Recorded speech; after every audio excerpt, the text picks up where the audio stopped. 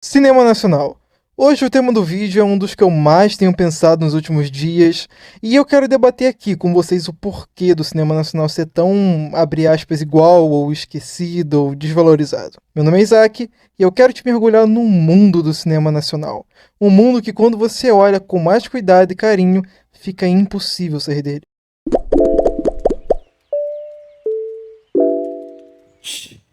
Muitas pessoas, e quando eu digo muitas, são muitas mesmo, acham que o cinema nacional se resume a filme de comédia com piada ruim, um enredo sem profundidade nenhuma, ou então que o cinema nacional é resumido em Tropa de Elite e Cidade de Deus, que sim, são filmes ótimos. É como se você resumisse a Bíblia só em Jesus. Sim, ele é um personagem principal e fundamental para a história, mas a Bíblia tem muito mais histórias. E partindo disso, eu quero que você entre comigo nessa aventura que é o cinema nacional.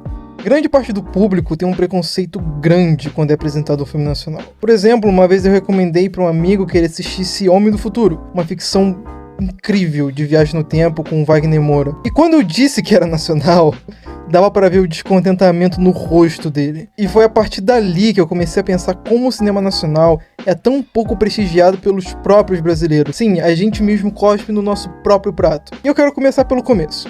Uma das raízes que aos poucos fizeram os filmes tão bons serem apagados apenas por serem nacionais.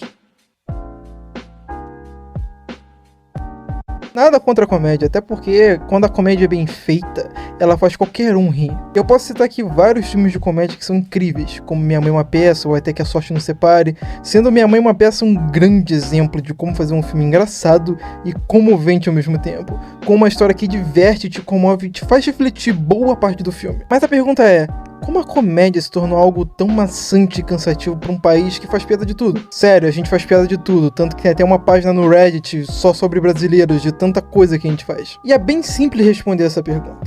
Piadas sem graça nenhuma, junto com uma história que não te leva a lugar nenhum.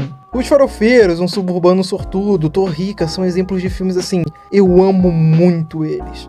Menos Os Farofeiros, pelo amor de Deus, que filme ruim. Continuando. É muito bom sentar, ver um filme divertido, se distrair um pouco, curtir, mas às vezes um filme tem que ter bem mais do que isso. Senão seria melhor a gente pagar pra ver um show de humor, ou então colocar no YouTube um show de stand-up e pronto, acabou. Um Suburbano Sortudo é um grande exemplo disso. É um filme super engraçado e ponto. Eu não tenho mais nada a pontuar positivamente sobre ele. O que é triste, porque é um filme com tanto potencial, que começa tão bem, mas que se perde tão rápido, cara. Normalmente, filmes te passam uma mensagem, e normalmente essa mensagem fica implícita, para que o telespectador entenda sozinho. Mas aqui nesse filme, quando chega no final, o personagem principal, interpretado pelo Rodrigo Santana, repete umas 300 vezes a mensagem no filme. É sério, ele fala umas 4 ou 5 vezes seguidas. Isso mostra que o diretor ou roteirista sabia a cagada que estava fazendo, entupindo um filme de piadas sem construção nenhuma e uma história que vai do nada ao nada, fazendo um filme raso e bem esquecível. Pra vocês terem uma ideia, eu assisti esse filme em 2018 e eu só lembrava bem mal do início, e do fim e da icônica cena do Solta-me Mega Ré, uma cena muito boa por sinal. E eu tive que ver o filme de novo para poder fazer esse vídeo, coisa que eu não precisei com Minha Mãe é uma Peça, Até que a Sorte Nos Separe, Homem do Futuro, Homem que Copiava, entre outros, porque além de filmes bons, são filmes memoráveis, com histórias memoráveis, histórias que vão além de piada jogada ao acaso, porque pra mim o filme é uma forma de arte surreal e poderosa. Um filme, apenas um filme, tem um poder de mudar completamente a sua vida. Por exemplo, Questão de Tempo, que é meu filme favorito. Quando eu acabei de assistir esse filme pela primeira vez, eu não era mais a mesma pessoa do início do filme. Esse longa-metragem literalmente mudou a minha percepção de vida e sobre as coisas num grau surreal ao ponto de me mudar como pessoa. E ao meu ver, esse é o poder que um filme tem. E pegar uma coisa tão poderosa e única e reduzir a piadas sem graça e uma história chula, pra mim devia ser considerado crime com a sétima arte. E isso não é só englobando os filmes nacionais não, mas sim todo o filme lançado, porque o cinema, na minha opinião, é uma linguagem universal. Então fiquem espertos em cineastas, eu tô de olho. E agora vocês devem estar me perguntando, Isaac, se esses filmes estão saturando o mercado, então por que a maioria dos filmes lançados continuam sendo esses? Simples, esses filmes dão dinheiro. Pode não parecer, mas dão. Pelo menos mais do que os outros tipos de filmes nacionais já lançados. E já que dão um retorno maior, o marketing também é maior.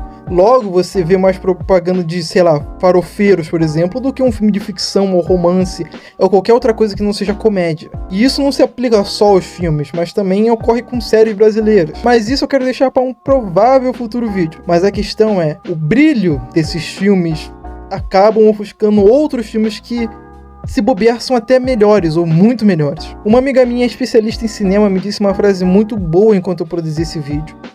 O público consome o que é apresentado a eles. E isso é verdade.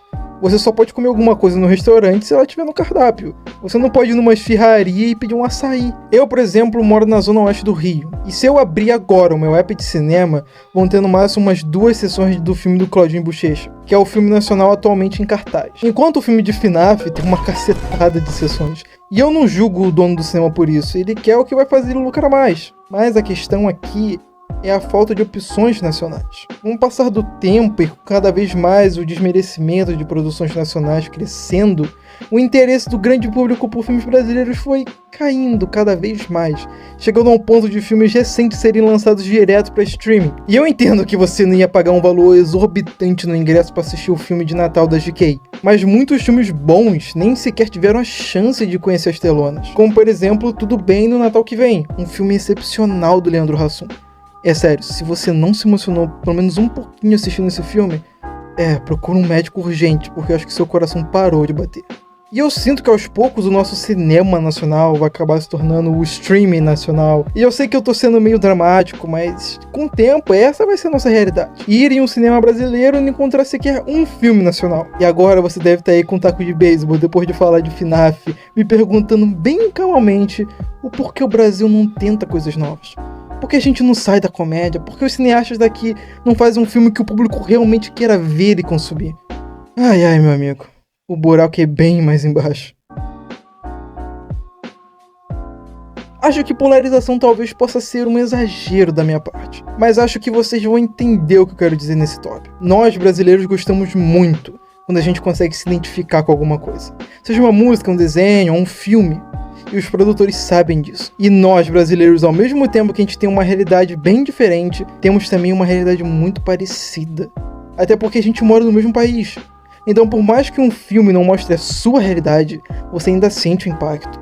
Porque se trata do seu país e ele faz parte da sua realidade. Dito isso, finalmente chegamos nele. O glorioso, o magnífico, o majestoso Cidade de Deus.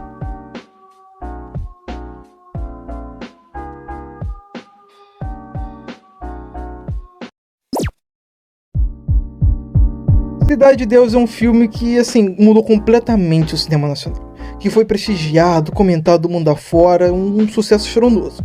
E calma, eu sei que você deve estar aí se gritando e se mordendo na cadeira falando fala de Central do Brasil, fala de Central do Brasil. Mas fica calma aí que eu já vou citar Central do Brasil, tá bom? Cidade de Deus marcou a indústria nacional, mostrando a realidade de uma das comunidades do Rio. Um filme que impactou e chocou muita gente pela sua violência explícita e mostrando com clareza a realidade de quem mora ou morava em alguma comunidade parecida. E agora que eu já bati palmas para essa obra de arte que merece isso e muito mais, eu preciso falar como ela também prejudicou o nosso cinema. A onda de mostrar a realidade do Brasil não surgiu de Cidade de Deus, surgiu um pouco antes, sendo Central do Brasil um grande exemplo disso. Que também é um filme super falado lá fora e aqui no Brasil também, que quase rendeu um Oscar para Fernanda Montenegro, que até hoje eu fico indignado com aquela premiação. Com o passar do tempo, esse tipo de filme se tornou uma bola de neve, surgindo até depois de um tempo Tropa de Elite. E por que uma bola de neve, você me pergunta? Bom, basicamente, como os produtores perceberam que esse tipo de filme traz um certo sucesso e dinheiro, e como eles querem lucrar ao máximo, acabou se criando uma polarização na indústria de filmes nacionais. De um lado, comédias escrachadas, e do outro lado, filmes retratando uma triste realidade brasileira. E isso cansa.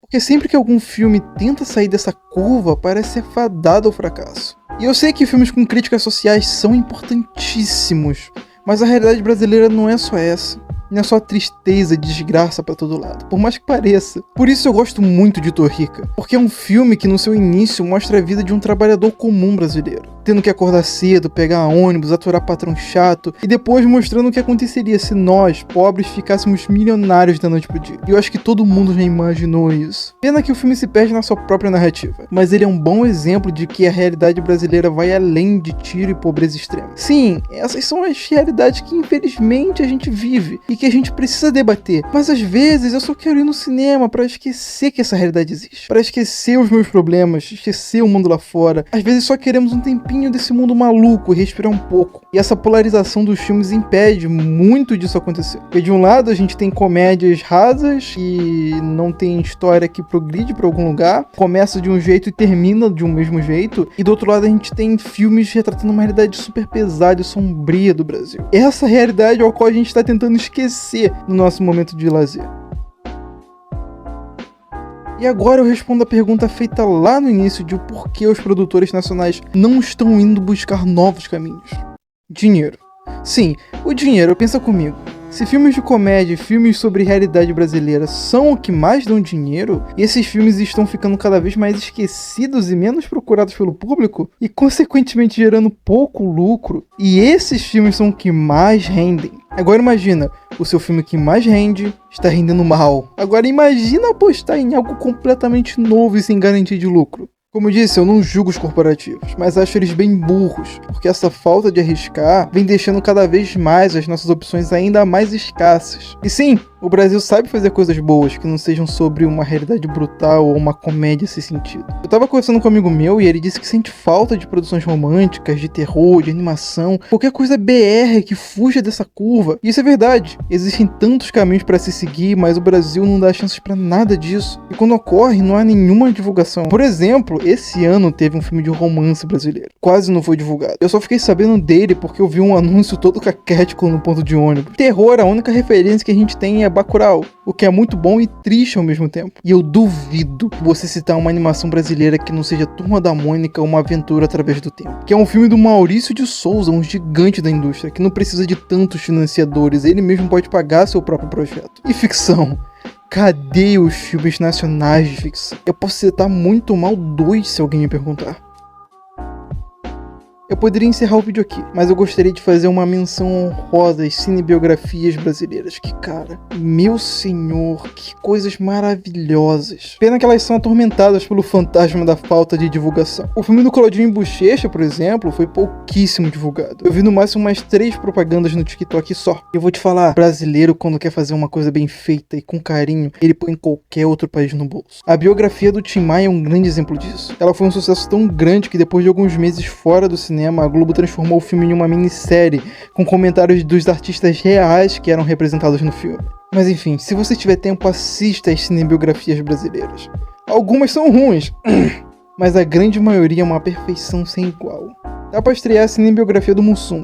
Enquanto eu editava esse vídeo, eu fui assistir a cinebiografia do Mussum, porque já estreou. E cara, que coisa linda, de verdade. Aquilo ali é a prova do que eu acabei de falar no vídeo, de que quando o Brasil quer fazer uma coisa linda, ele consegue com maestria.